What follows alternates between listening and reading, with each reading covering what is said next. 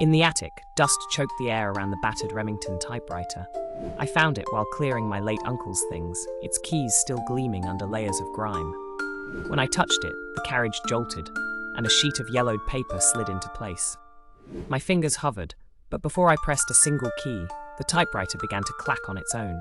Letters hammered out words in frantic bursts, the ribbons straining. I watched, frozen, as a message unfolded. Do not read. The room felt smaller, pressing on my chest. The air vibrated with a low, persistent hum. Against every instinct, I leaned closer.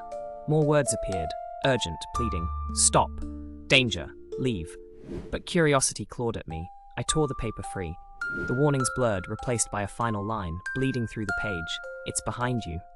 Cold breath brushed my neck. I spun, but saw only shadows dancing in the dim light.